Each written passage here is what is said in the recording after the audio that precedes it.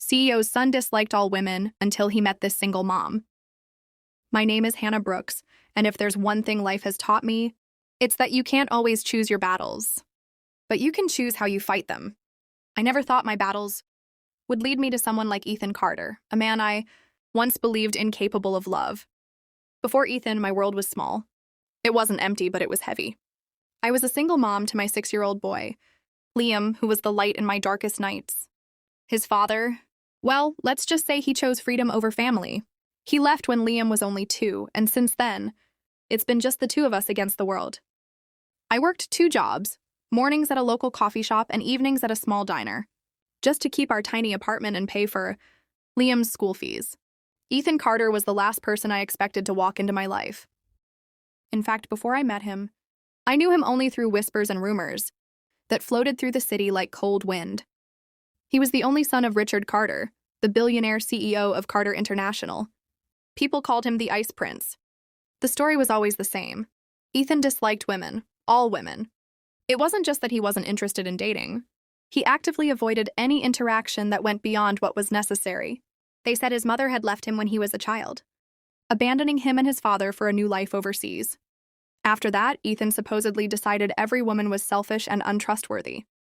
By the time he was in his 20s, he had a reputation for shutting down anyone who tried to get close. Beautiful women, powerful women, kind women, it didn't matter. He kept his walls high and his heart locked. But fate laughs at our walls. It was a rainy Tuesday morning when he first walked into the coffee shop where I worked. The bell above the door jingled, and I glanced up to see a tall man in a tailored navy suit, rain dripping from the shoulders, dark hair slicked back from the storm outside. I didn't recognize him at first. It wasn't until my coworker whispered under her breath, "Oh my God, that's Ethan Carter," that my hands froze mid-wipe of the counter. He was intimidating without trying to be. His eyes were a sharp, stormy gray, scanning the menu board like it was a contract he was deciding whether to sign. "What can I get for you?" I asked, trying to keep my voice even. "Black coffee. No sugar," he said. His voice was deep, calm, but there was an edge to it, like he was used to being obeyed without question. When I handed him his drink, he noticed the tiny doodle on the back of my hand. A green dinosaur Liam had drawn before school that morning. His brow furrowed. "You have kids?" he asked abruptly. "One," I said, surprised by the question. "A boy, 6 years old." For just a moment, something flickered in his eyes. Something softer, but it was gone before. I could figure it out. He gave a curt nod, paid, and left. I thought that would be the last time I saw him. But the next morning, he came back. Same drink. Same seat by the window. No small talk. He came the day after that, too. And the next, always at 8:05 a.m., always in the same suit. Always leaving with the same unreadable expression. At first, I told myself it was coincidence. Maybe my coffee was just closer than the fancy cafe downtown. But something about the way his eyes followed me as I worked, it felt like there was more. One Thursday afternoon, I got a call from Liam's school. My heart nearly stopped when they told me he hadn't shown up at aftercare. And they couldn't reach me because my phone battery had died during my shift. I raced to the school, panic making my chest tighten. When I got there, I saw him, standing under an umbrella and holding the hand of none other than Ethan Carter. "I found him a few streets over," Ethan explained. "He was looking for you. I recognized him from that drawing on your hand. Thought I'd wait until you got here." I didn't know what to say. This was the man everyone claimed couldn't care less about anyone, especially women or children. And here he was, standing in the rain to make sure my son was safe. "Thank you," I said quietly. Ethan simply nodded, but when he looked at Liam, there was a warmth in his eyes I hadn't seen before. After that, something shifted. He still came to the coffee shop every morning, but now he asked questions. Not personal ones, not at first. Just things like, how's the morning rush? Or, did your son like that dinosaur toy you mentioned?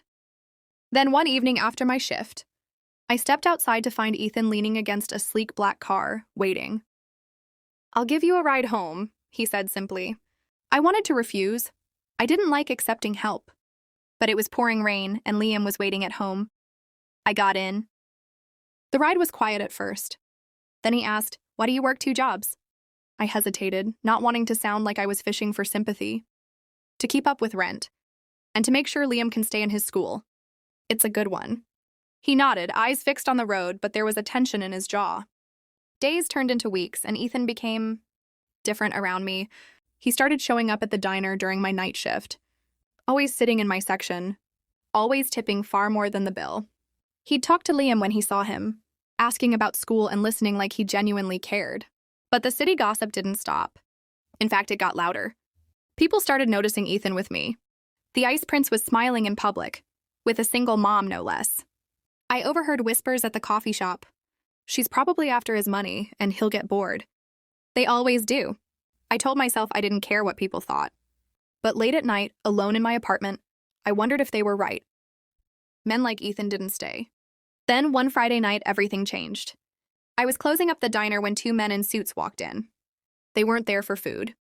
They introduced themselves as associates of Richard Carter, Ethan's father.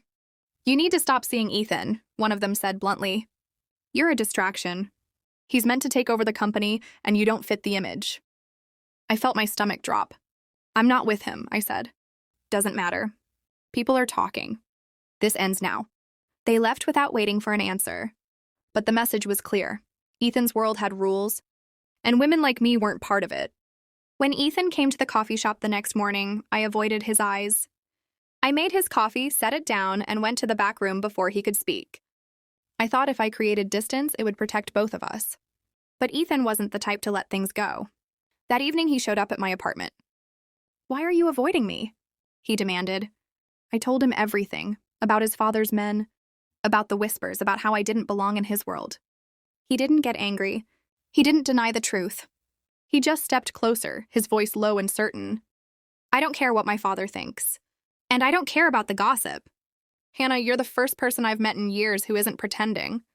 You're real, and I don't want to lose that." I wanted to believe him. But I also knew that his father wasn't a man who gave up easily. Over the next month, the pressure only grew. His father confronted me directly at the diner, offering me money to walk away quietly. I refused. Ethan found out and cut ties with his father's company, starting his own business from scratch. It wasn't easy. We faced more gossip, more judgment. But Ethan didn't pull away. He came to Liam's school play, sat through my long shifts just to drive me home, and even learned how to make pancakes because Liam said mine were too small. The Ice Prince wasn't cold anymore, not with us. And one quiet Sunday morning, as we sat on my tiny couch, Ethan reading to Liam, me watching them, I realized something. He hadn't just let me in. I'd let him in too. The man who once disliked all women had fallen for a single mom. And in doing so, he'd taught me that sometimes the walls we build around our hearts aren't meant to keep others out. They're meant to protect something until the right person comes along and shows us it's safe to open the door.